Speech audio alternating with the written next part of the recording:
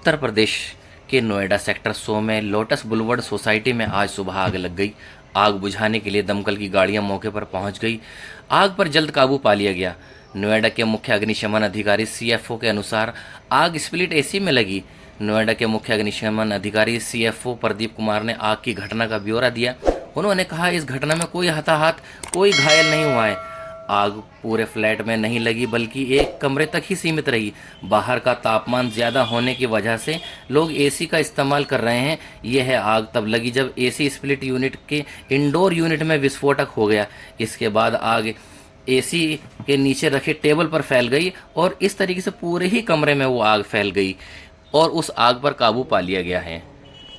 देखिए, ये सेक्टर 100 में ब्लूवर्ड सोसाइटी है। यहाँ पे कंट्रोल रूम के माध्यम से, यहाँ लोकल रेसिडेंट्स के माध्यम से, प्रेसिडेंट के माध्यम से फायर सर्विस यूनिट को सूचना मिली कि 10th फ्लोर पे आग लग गई। त्वरित कार्रवाई करते हुए हमने यहाँ मौके पे 5 गाड़ियां भेजी हैं। हमारी गाड़ी पहुंचने से पहले ही यहाँ पे लगे फायर फाइटिंग सिस्टम से यहाँ के मेंटेनेंस की टीम के द्वारा आग को जो है बुझा दिया गया था।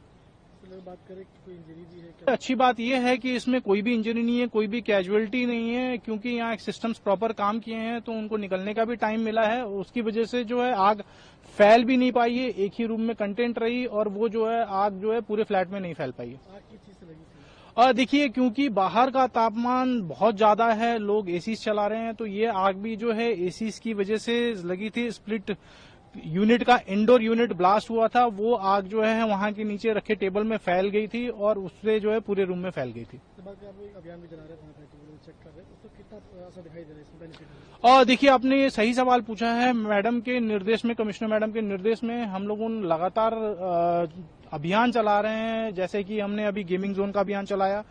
विगत 2 माह में हमने हाई राइज रेसिडेंशियल्स का अभियान चलाया था, जिसमें कि 370 सोसाइटीज पूरे गौतम बुद्ध नगर में स्थित उसका हमने चेकिंग किया था। 3154 सोसाइटी हमें टावर मिले थे, उनका हमने चेकिंग किया था। उस अभियान का ही हमें बेनिफिट मिला कि हमारा नंबर इनके पास है, इनका नंबर हमारे पास है और यहाँ के लगे सिस्टम्स को हमने दुरुस्त कराया है। यहाँ कुछ कमियां भी थी तो उसको हमने दुरुस्त कराया है, जिसका आपने जीता जागता उदाहरण है कि यहाँ पे जो है हमने आग को जो है हमारे आने से पहले ही बुझा दी गई है। देखने को मिलता है कि एसी देखिए, बिल्कुल सही कह रहे हैं आप, क्योंकि बाहर का तापमान लगभग 50 डिग्री के आसपास चल रहा है। जिनके पास एसीज हैं वो लगातार एसीज चला रहे हैं। मैं आपके माध्यम से गुजारिश करूंगा कि एसीज का निरंतर सर्विसिंग कराते रहें, उस पर ज्यादा लोड ना डालें। जैसे अभी हमने एक एसीज के बंधु थे, उन्होंने बताया कि यहाँ पे नोएडा में सल्फर का कंटेंट ज्यादा है तो उससे भी उसको नुकसान पहुंच रहा है।